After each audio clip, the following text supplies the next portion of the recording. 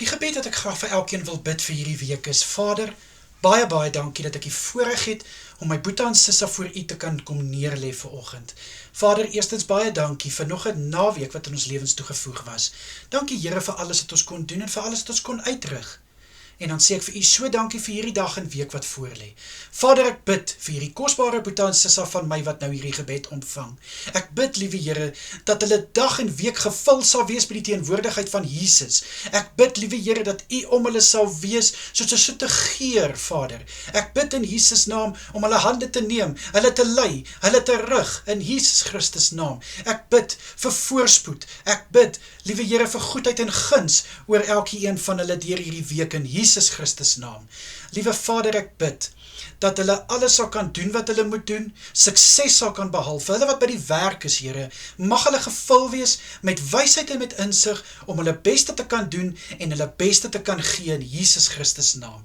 Vir die wat by die huis is, Here, bid ek dat dit wat hulle hande vind om te doen, mag dit voorspoedig wees, Here. Vader, mag hulle geseën word met dit wat hulle doen. Ek bid dat hulle die vrugte sal pluk van dit wat hulle doen en ook, liewe Here, dat hulle vreugde en vrede daarby sal baat. Vir elkeen wat gaan slaap of wat reeds slaap na laasnag se werk, bid ek dat hulle goeie rus sal inkry. Vader, ek bid in Jesus naam dat hulle verfris sal word tydens hulle slaap, dat hulle uitgerus sal wees om die volgende skof wat voorlê te kan aanpak.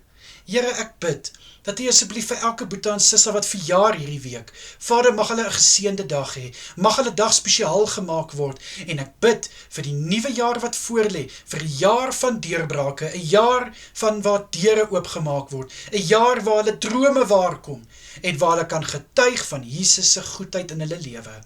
Vir huwelike wat hulle huweliksherdenkings vier, Here, bid ek dat hulle sal kan aanhou getuig van hoe U die middelpunt van hulle huwelik is. Ek bid dat die liefde tussen mekaar van krag tot krag sal gaan, dat hulle saam in 'n eenheid, saam met mekaar, sal kan groei in Jesus naam. Ek bid, liewe Here, vir die aande wat voorlê vir my Boeta en Sissa, vir hulle wat kan gaan slaap, vir 'n soete nagrus vir elkeen. Vader, ek bid dat hulle goeie rus sal inkry, goed sal uitrus. Ek bid vir kalmte wanneer hulle slaap. Ek bid vir rustigheid in hulle harte en in hulle gedagtes, in Jesus Christus se naam.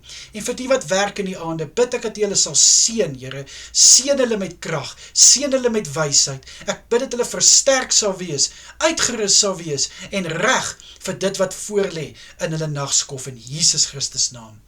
Vir kerkaktiwiteite wat gaan plaasvind hierdie week, Here, ek bid vir Bybelskole en kursusse wat aangebied word, dat die lesing wat gebring word op so 'n vlak gebring sal word, dat elkeen dit sal kan verstaan en iets daaruit kan leer.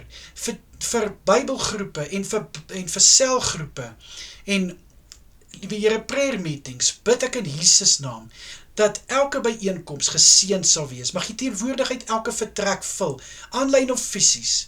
En ek bid dat die woord wat gebring word, oopgebreek sal word deur U Gees, liewe Here, en dat elkeen met 'n boodskap sal kan uitstap.